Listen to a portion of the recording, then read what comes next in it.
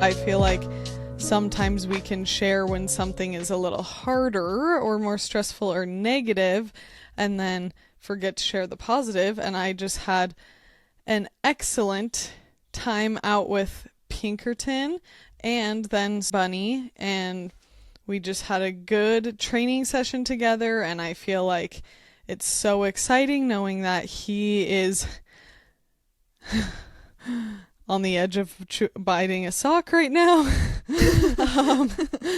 Bunny, leave it. I'm just excited with this boy because there have been many moments in our first year raising him of, oh wow, this is taking a lot of effort and energy, and I'm excited for his growth and maturity to come. And there's still a lot of growth and maturity to be had, but we're definitely seeing, there are times where it feels like, oh wow, this has caught up a little bit. Like, yes, we're doing it. So, oh my gosh, it is honestly such a happy, refreshing reminder to how far we've come when I think about when he had actual baby mashed potato brain, because I was having days where I'm so tired of this right now. It's just so important to, for Sean and I, it's so gratifying to see with Pinkerton, and not that I am putting on Bunny that he needs to grow up to be just like his sister, even though that would be amazing. That'd be great. I was humbled and reminded recently, and told Riley this, that because of how just good and proper of a girl she is, she's just not, Pinkerton is just not a gross dog. Overall, I like her demeanor, her behavior. She's pretty, easy to tolerate in your space. And then this little boy Bunny the other day throws up a pile of dog poop out of his mouth onto our carpet. Large pile. Yuck. Yep. And I gave myself too much credit for being like, oh, my dog is just, because even with Roger, it's like Roger isn't the grossest boy, but he will eat. There's a lot of poop he will eat. He's willing to do that with a lot, and I'm like, Pinkerton doesn't. Yeah, she doesn't really do that, and I'm like, oh, yeah, that's not that's a me thing. Now I have a dirty little stinky dog. Yes, but I'll be so honest too. I was mid, an hour and a half, 2 hours into deep crying session, having a breakdown, feeling extremely emotional, terrible headache coming on. That was the timing of the throw up incident. And I just literally, as soon as it happened, I just got up off of the couch, walked, got the supplies, started cleaning immediately, and was like, I'm as if it's gonna get better the longer I wait. I have to act right now. And yes, there was no mistaking what the contents were. I'll just end there. That's why I feel like you can totally compare animal motherhood to human motherhood, because babies are just little animals too, and that there are things that moms just go through that you're like, okay, well, that's what my afternoon is like, and I am not going to just leave the problem for someone else to address, which there are some members of the household that maybe need to do a little bit more proactive thinking on that part. I'm not calling out members of our particular households. I'm saying in the general couples house in America, I think that both parties should be helping each other on the same level. Yes. I have been so excited to talk to you, Quinn. If it's okay for me to segue now that we've covered your Mm-hmm. atrocious event, but great attitude. Thank Speaking of you. great attitude, I had the best time watching Anna at the Olympics, and I hope you did watch her race, right? I know you might Oh, not have. yes. Yes. Okay. Well, oh my gosh, I think I finally connected the most I ever have to the feeling of a sports fan, how excited they can get vicariously through someone on the TV, because Me too. Brayden and I, we were so invested, so enraptured. It was You better tell the amazing. people what you're talking about. Yes, okay, I will go into more detail. So as we aforementioned, Anna Gibson, our hometown girl. We grew up with her in the same grade, and she's always been a very badass athlete. But this was her first time at the Olympics doing ski mountaineering. She also just started doing ski mountaineering as an event months ago. Um, so so First insane ever because race, first ever competition in December. yes, and they were first in the and no, first in the US, and then ended up qualifying ninth in the world for the Olympics, which already what you just are able to pick up a sport and do that, because it's all skills that she definitely has and can combine. She skis Nordic and is an incredible runner, just good athlete, has skied a Like lot. best mountain runner in the world almost. Yeah, like I think she's ranked third in the world and one in the US for women's uphill long distance running. Can we bring up a sport that And Riley and I are would 10th. oh my gosh. If you think Quinn and I finished last in the middle school cross country races, imagine on the world stage. Oh, I can't even fathom. Brayden was trying to guess how long he could do the ski, like how quickly he could do the ski mountaineering course. I'm like, I wouldn't be uphill sprinting. That's a given. That's a fact that I wouldn't be The able amount to do of it. breaks we would take. Oh We my need to gosh. stop at Casper Lift for a basket of French fries. Like, Oh my gosh. But okay, so guys, the crazy part about this sport is all of it, but especially the transitions that they do from skis. You rip off your skins, which are attached to the bottom of your skis. You can go watch it. I'm not going to tell you every part because there's no point in me doing that. But those sections where they've just sprinted uphill and then they have to do a quick equipment change in a certain way that's regulated. You can't just throw the skis on your shoulder. You have to do it in the way for it to be qualifying. I love the They hop happen. for the de-skinning. Oh my Whoop. gosh. Yes. Hop and rip those skins off. And some of them are so fast at it. It's incredible. But that part Anna and Cam did so well at when they're brand new to the sport. I was like, oh my gosh. It was hyping me up so much because, they're brand new to it. I was so I thought impressed that they even got there. Cam has been doing it. Cam I is like guess. he is already one of the like people's choice for skimo Okay. is my understanding. But it's the first Okay. Olympics. With Okay, so skimo. he, I guess, asked Anna to be on He his recruited team. Anna at Yeah, a race in August and was like, "You're the baddest ass in the world. Will you join my team?"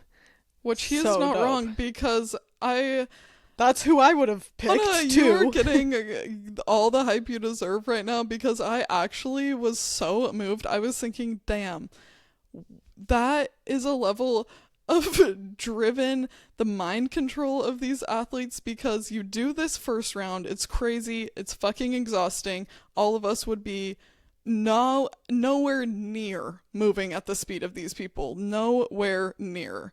And it's so it looks just and the announcers are like, yeah, now they've entered what they call the pain cave, where you pretty much just black out and you just push through it. And I'm like, Okay. And then they ski down and trade off to the next athlete. And Anna does her run. They were in like, I think 7th or something. Cam starts his. He's trucking. He's doing his best too. But the announcers had given us the vibes of like, these two are like endurance athletes, long distance teams. You might not see like in the best that they have until the second half. Anna was the only woman in the world that on her qualifying round or her sprint round did a faster lap, her second lap.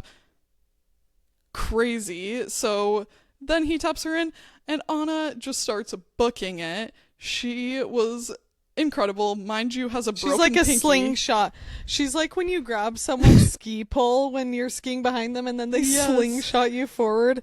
That was her. It was just like, yeah, boing. The inertia. She's smiling. She ended up finishing her second lap, putting Cam into third.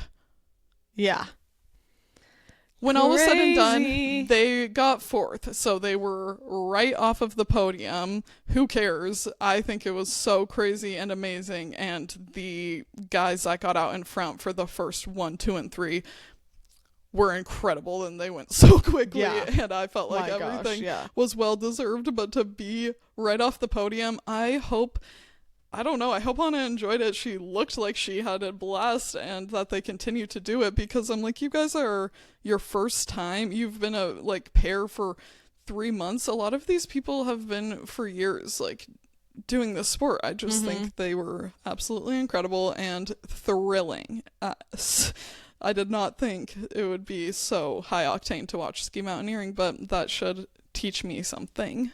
Yeah, Sean and I were so hyped up as well watching it. We got so excited. I said the same thing. I'm like, this is definitely the most invested I have ever felt in the Olympics or anything else. But, I mean, I love, like Riley and I said, anything else in the world. I definitely mean sporting event wise, but or like truly rooting on one like person or team too. Like so often I'm like, I will just love like watching figure skating, watching gymnastics. Of course there are people, I mean, Simone Biles gets me hyped up. Like don't get me wrong, I've been hyped up before, but with Anna, the passion where I was just like, yeah, I'm sending you my speed and my energy right now as we speak. No, I was like, Quinn, keep your speed out of her head. Keep your speed far, far away. Yeah. As far away as you can stand. In fact, I was trying not to send her my speed juju. Yeah. But yeah, we've got some crazy athletes as friends, and you know what's cool about them is they are so humble and they never once make us feel weird or bad about it. They're like, oh my gosh, you're going for a run? That's so awesome.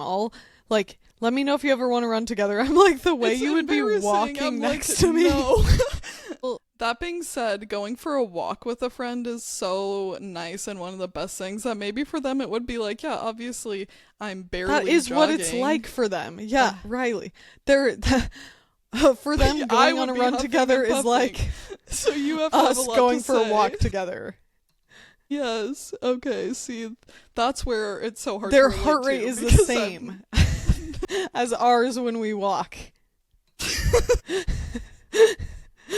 But that's what I think about one of my friends, one of our childhood friends in college, Paige, was the best because she was already becoming such a badass runner. Like, her parents were always runners.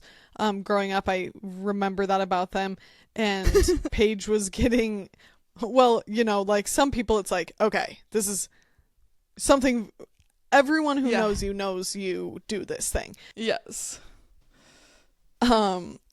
Paige was so sweet, and we had like a good, I don't know, a lot of hangs together going for a run, and she was always so motivating and so sweet. It was when I was first getting into running, and I was like, I genuinely, because when she offered to hang via a run, I was like I actually don't think you want to. Like, I'm talking like 12-minute mile pace. And she's like, no, that's good, like let's totally do it. And she's just literally like a little rabbit like next to me, and I'm like, okay, I'm tapping you in for now. You have to fill me in on a story, because we would talk back and forth, and I would literally be like, I'm in the middle of what I'm saying, tapping you in, you get the talking stick, because I do not want to say another word right now. I can't. It's inspiring people that do cardio because, like, of course, I know that that's such a good thing and I incorporate it in, but you truly, it makes such a difference when that is something you consistently do. And Brayden and I will be gobsmacked. Go to the gym, somebody's like on one of the machines, a treadmill, whatever cardio equipment they're on, and we'll warm up and then we'll do our entire weightlifting workout, and then they're still doing cardio. I'm like, oh my gosh, your whole session, huh? That is that is new to me. And I felt like when there was a short stint where I was taking row classes, that I was really feeling like, wow, my cardio could improve vastly if only for like an hour of weekly commitment to it, because you do get used to it just like with weightlifting or whatever, and you have to do it for your body to adapt. Yeah. I think that it's a obviously very important thing to do for your heart and lungs, and I right now I'm just giving myself the credit that for like dog training, for example, once again, Sailor Jerry's training method of, we do a lot of side shuffling and quick backups, and then also we will like turn around and do some jogging. I'm like, yeah, I'm not doing something high intensity, but I am consistently doing that type of stuff. That, thank goodness for that. And also thank goodness for my lifestyle with walking around the property, and that we have a hilly property, because whenever I'm going out to fetch the horses off of pasture, like I've got to go up a hill, and that is great because it makes you feel. I think about how absolutely insane they must feel walking around on the earth with a body that just floats on air. They just must feel like the air they breathe feels better. It's clearer. Like they have a better filtration system. That's how I picture it. That's probably partially correct. It's just like snowflakes, like a flush of snowflakes, like hitting them in the back of the throat every time they take a deep breath. Yeah. You're probably pretty serious about not smoking weed, huh? Yeah. Yep. I'm waiting for the commitment to me in my life to be like, this is important to me that I do not continue to do this because of my lung health. And you know what I've been thinking? I'm floating this out on the pod, and this is one of those setting a goal, telling it to the people. That's just gonna feel good right now. But I have been thinking, right, that what if we really did like okay, I'll speak for myself, but I always prefer to do it with a friend. I'm thinking, what if I really did take a step back where it's like, I'm not like any sort of the inhalation smoking is not a regular. That's truly, we have fun and get like rose cones for the once in a while that we do that. Riley and I have smoked these, like, they're pre-rolled cones that are so beautiful, literally made out of dried goji berries and dried rose petals, and those are more of an investment. And if it's really more of that's a once in a while fun gratifying thing, and more since edibles do work for me, having that be more like, okay, when I'm gonna reach for this, I'm doing more the commitment of taking an edible, because I do notice the way it affects my throat and my lungs, and it does matter to me, and health does matter a lot to me. And I know that I'm in this limbo of like feeling a little dysphoric about my choices to smoke weed because of the health consequence naturally associated with smoking. Yes, which I completely understand and like the approach of moderation rather than completely never, because sometimes you want to do something even though you know it's probably not the very best thing for you. Of but course. Such is life and you gotta live it, and this is certainly not an anti-ganj smoking podcast, but I think it's always good to check in with your just habits and also how you're taking care of yourself. So that feels like a decent and fair to me, starting after you guys have visited, since I just literally got flour, but I'm like, okay, so now, because we have the flour, buy the expensive rose cones. They're so cute. A special occasion. They are lovely. I will endorse that. They are a lovely experience. You know what I'm loving is my algorithm, which, you know, I want to be bricking more frequently than I have been, but I am on a schedule now where I'm always bricked from a certain point at night through a certain point in the morning, and that's awesome, and I won't take that off, and that's like non-negotiable for me, where I'm literally blocked out of everything, email, like most app on my phone except. That's smart. Yes, because that can be one that you open, like if your Instagram's blocked or whatever, and it's like, oh yeah. No. Yes. Oh yeah. But I am just seeing people making cool stuff on my feed, and it's so nice to actually get that sort of content of people that are like cobblers and are making shoes or are hand making ropes, like for a lasso rope for ropers. And I'm also seeing this woman that does falconry, and it's just like, wow, so cool. Do I want to learn more about falconry? Yeah, I didn't realize until stumbling across a falconry video that you don't like go purchase them, you find them in a young wild bird. Yeah you that's find like a bird. Our art professor on the first day of class one time. Let's all share a name and then like a interesting thing about yourself. Okay, I'll start because I did the prompt, and said that she was into falconry, but she didn't currently have a bird. And I'm like, what? I do not remember that, and that is crazy. Yes, and I'm like, I'm gonna call her and be like, can you tell me more? Do you currently have a bird? Because I know that would be a huge thing to get involved with, but also just seeing Hamnet and like reading it right now is just probably influencing me on that front. Oh, you still Dude, don't I see should have tried to do that with when the great horned owls on our property were a baby. Oh my god. That would be, I don't think that you usually get an owl, but how cool would it be? That would me riding my Mustang through the western plains with a great horned owl perched up on my arm. Everything. A girl can dream. Oh my gosh. See, now I want to know, like, is it only pretty much hawks and falcons? Obviously it's called falconry, but in Mongolia there's the traditional eagle hunters.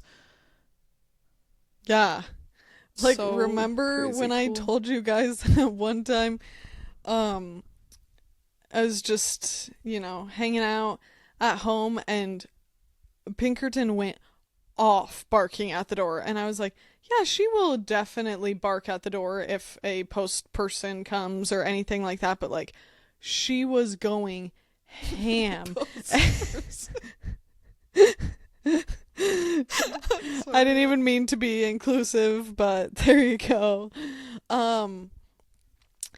There's like, you can peek out of my bathroom and see the who's standing at the front, and literally get met eye to eye with a hawk right next the jump scare that was rounding the corner, and seeing actually 5 inches from my face a hawk.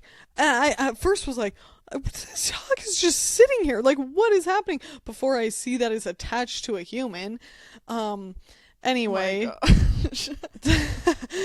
there's a person coming with their hawk being like, hello, knocking on my front door, with their hawk in tow, being like, could we please hunt for some rabbits on your property? And were you like, no, I have chickens? I was like, the chickens are a concern. Also, this is not my property, and I feel that this must be run through our landlord. I don't feel that we have... Yeah, and I believe that they were asked to go somewhere else. But I was like, I mean, I would love to watch this happen. Sounds awesome, it's like, but... can I come? Yeah. You're like, if he actually just snags a rabbit, that's totally fine with me, but... And I'm like, how is the training going? Like, what stage? Yeah. Also, there are plenty of rabbits around that they, I'm sure, can snatch. Yes. But, wow, well... Wait, random, real quick. Guess who yesterday got their first mouse of the season? Luce? Yes, Luce. And I was like, oh, it's not spring. Anyway. Oh, gosh. Well, at least you have a mouser. Yeah.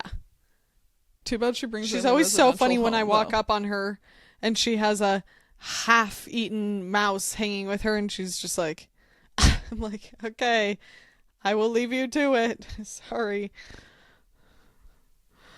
Gosh, you can take the kitty out of the barn, I guess. I am also having the deceptive kind of feeling of spring has sprung here, since we just had all of this ice from that storm, and it just like melted this last week, and we had a couple beautiful warm days, and I'm like, I want to plant my garden, and then I remember it's still the middle of February, and I should not be too quick unless I expect my seeds not to work. But I have to say, I have a surplus of seeds, and so I feel like maybe it would be okay if I start and just see what works and what doesn't, because it very well might not be a problem with a lot of those more hardy spring plants here that can, your peas, your little spring guys that honestly can use a bit of frost starting out, but...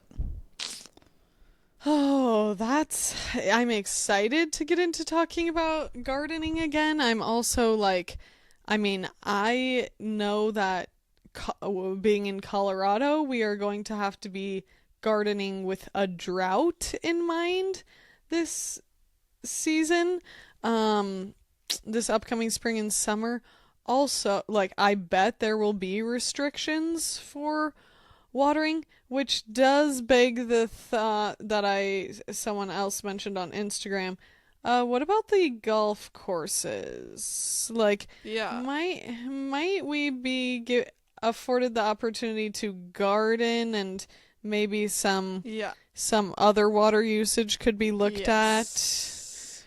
I feel that is the problem with oligarchy.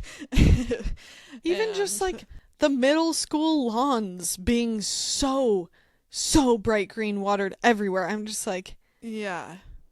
Why? And the fury I feel when sprinklers are going onto pavement.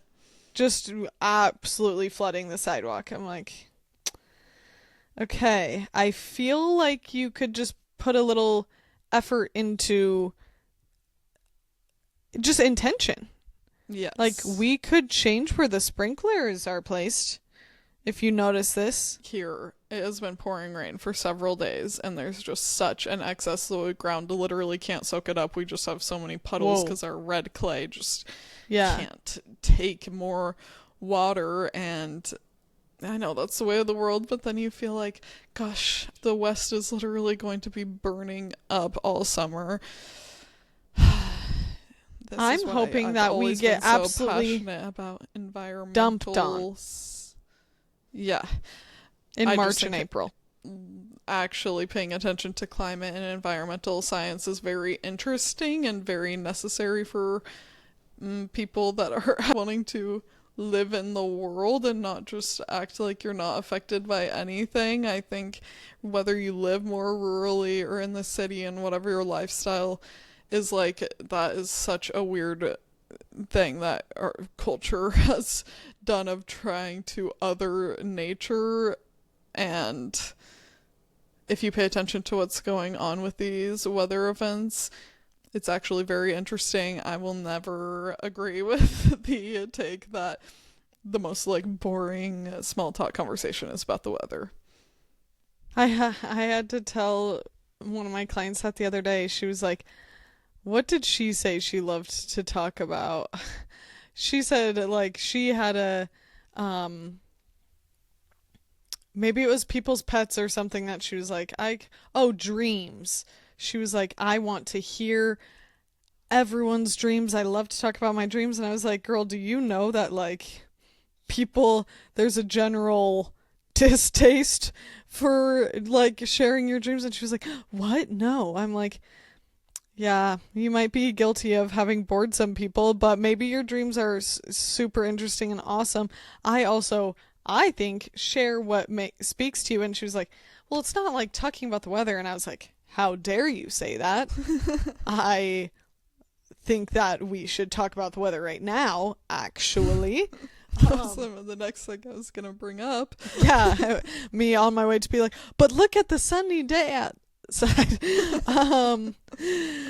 It is, I will say, it is a bit of a broken record in around Colorado right now, but I think it's a good thing to be like, yep, awareness, let's like live in the present, let's live in the truth. There is not any snow, there's not any water. This is concerning, but yeah, just every day we're like, dry winter, eh?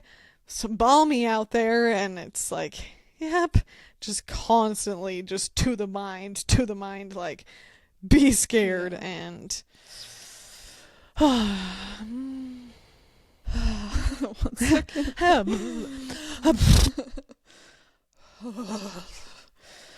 I went into our local bookstore that I found out is actually the oldest bookstore in Virginia. They haven't always been in that same location, but they've been open the longest, which I never knew. I always loved this bookstore. I was looking for the new novel by my professor, Nina McConigley, How to Commit a Post-Colonial Murder. And I scanned the shelf and didn't see it, but you know, we're a long way from there and I wasn't sure what to expect, so I went to the front to ask to special order. And they said, oh, we actually got several of these copies in earlier this week, and showed me, and they were already carrying her book. And I thought that was so cool, and I'm so happy for her. I should have had it right there by me because it has a really fun little cover, and I can't wait for that to be my next read. Yeah, that's so cool to read a book from a person you know. Also, she's a smarty and has lots of worthwhile things to say. My sister-in-law, her best friend, just wrote a book, and she got to read it before it was even published because she like asked her for feedback, and so cool and fun. Yeah. And I'm waiting for that day with Riley. Oh my gosh.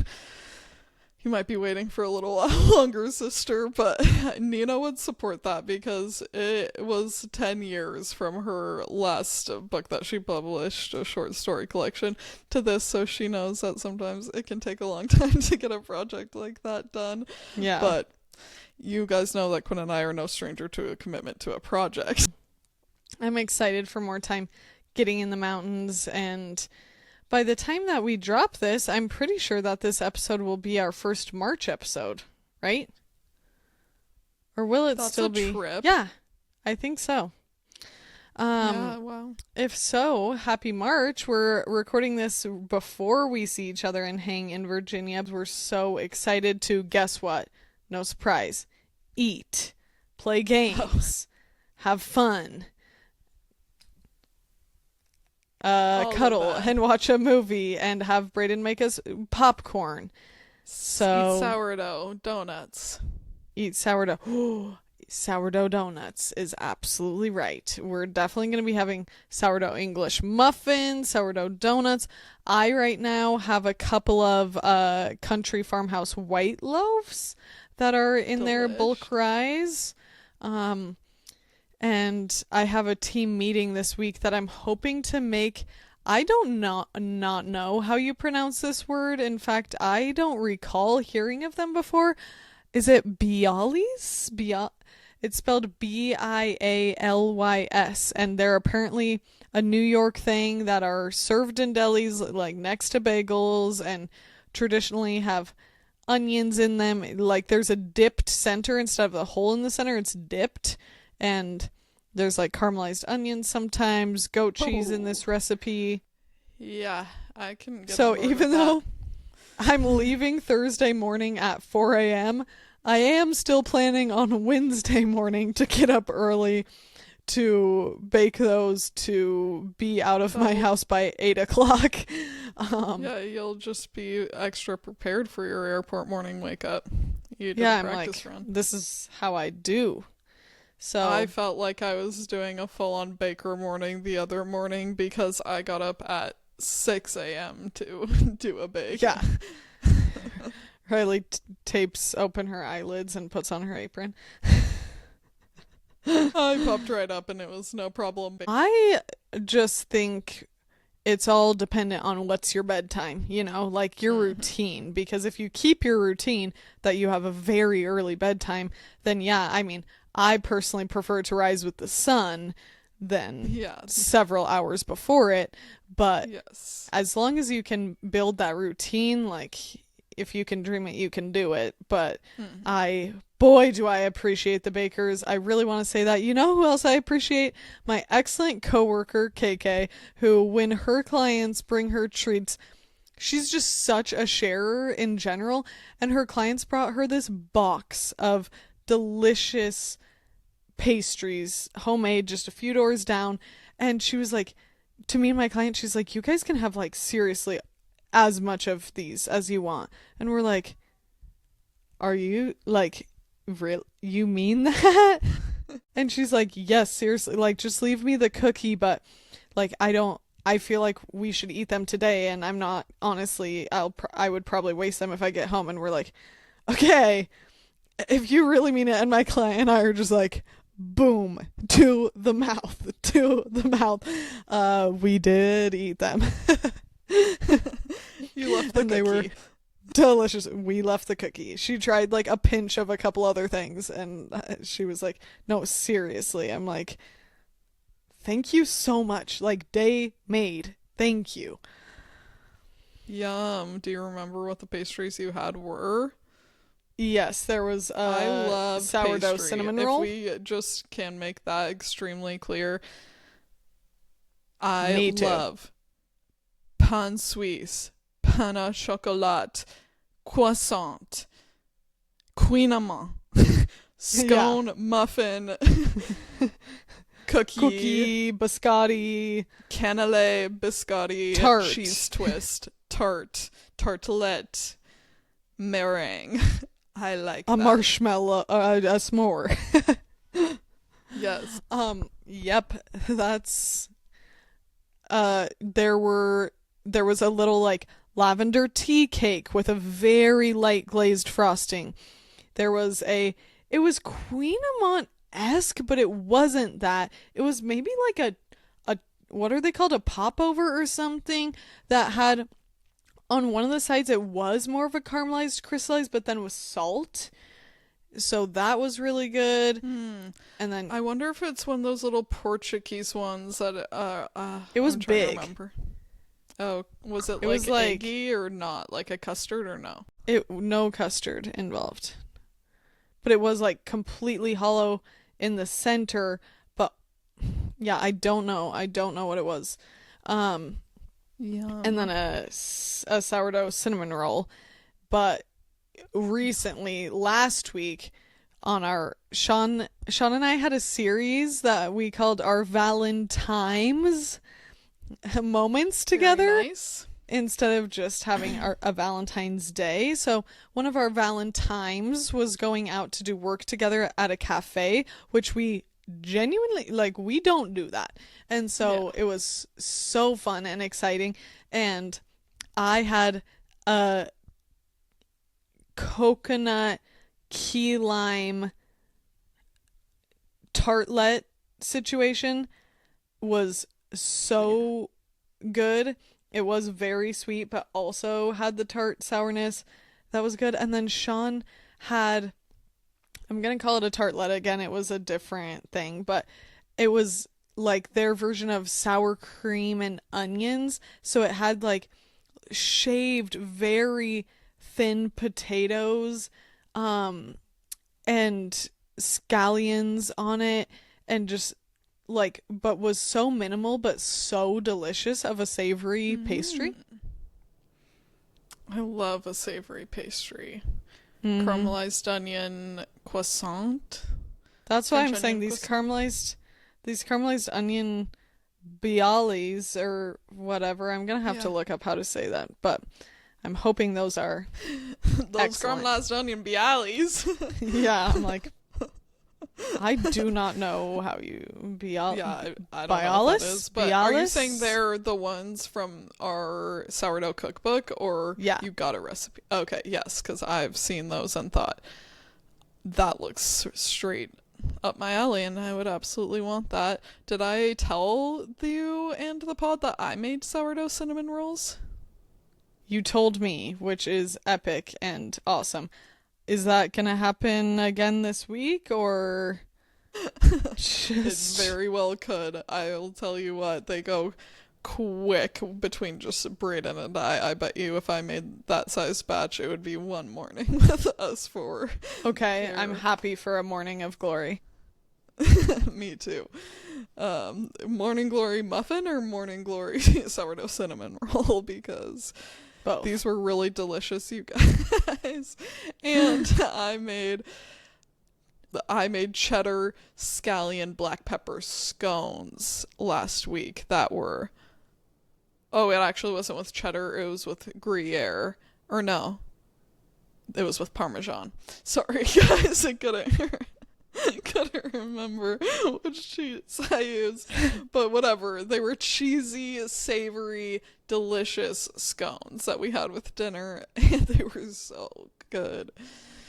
I just feel like you're saying this to a incoming guest, and so it just would be like very weird to not then continue that behavior when you're hosting people. Do Brayden and I not always feed you guys? Do we not? No, you do always, but I'm just feeling worried about that. I know our time will go quickly, and maybe we that already have plans. Don't you worry, little duckling. Okay.